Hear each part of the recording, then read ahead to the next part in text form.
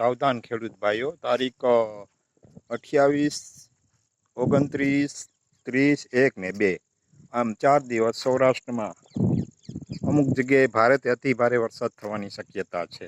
અમુક જગ્યાએ હળવો મધ્યમ વરસાદ પડશે અને ખાસ દરિયાકાંઠાના વિસ્તાર છે, જે સોમનાથ જિલ્લો છે, પછી અમરેલી જિલ્લો છે, પછી પોરબંદર જિલ્લો છે, એ બાજુ વરસાદ વધુ પડવાની શક્યતા રહેલી છે. જુનાગઢ જિલ્લામાં પણ વરસાદની શક્યતા રહેલી છે. એટલે મિત્રો સાવધાન રહ્યો અને બધાય તમારો માલ જો પાથરા પડેલા હોય તો ભર કરીને ઢાંકી દો, અને જો ચારો પડેલો એને પણ ઢાંકી દો. અને વરસાદ ભારેથી અતિભારે વરસાદ થવાની છે અને 2 થી 3 4 દિવસ સતત વરસાદ ચાલુ રહેશે.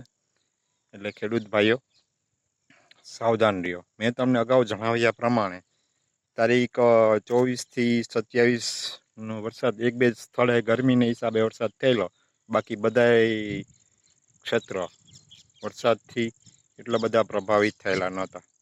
એટલે હવે ખેડૂત ભાઈઓ તમારે સાવધાન રહેવાની જરૂર છે અને કોઈ માંડવી ઉપાડે નહીં ખેડૂત ભાઈઓ.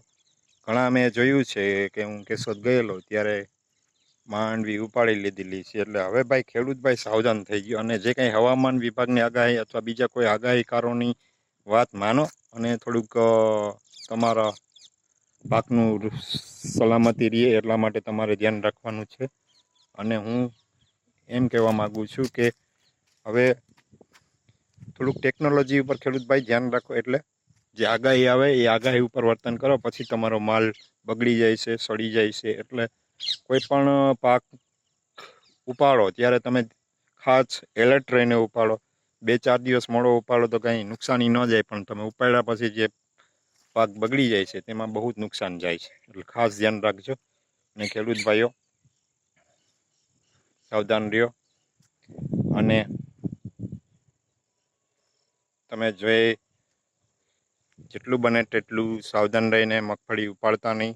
અને જે કોઈ માંડવી નીકાળી લીધેલી હોય તે ચારો હોય તેને ઢાંકી દો, પ્લાસ્ટિકથી કવર કરી દો. અને જો મગફળી બારોબર પડી હોય તો અંદર ગોડાઉનમાં કે ઘરમાં ભરી દો.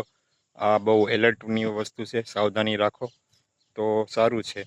પહેલું સુખ છે જાતની એ કહેવત છે, એમ પહેલાં એલર્ટ થયેલા સાવધાન રહીએ તો આપણને કંઈ નુકસાની થાય નહીં એટલી બધી. એટલે સામે સાવધાન રહ્યો અને પછી આગળ વધો. જય જવાન, જય કિસાન. મારો વિડીયો ગમ્યો હોય તો લાઇક, કોમેન્ટ ને શેર કરજો. આ જ રીતે વિડીયો તમને મળતા રહેશે. હવામાન બાબતે, તમારા આરોગ્ય હેલ્થ બાબતે હું તમને એલર્ટ કરતો જ રહીશ. જ્યારે હું ફ્રી હોય છે ત્યારે વિડીયો બનાવી રહ્યો છું. એટલે ભાઈ ખેડૂત ભાઈઓ ધ્યાન રાખો, સાવધાન રહ્યો. જય જવાન, જય કિસાન, જય હિન્દ.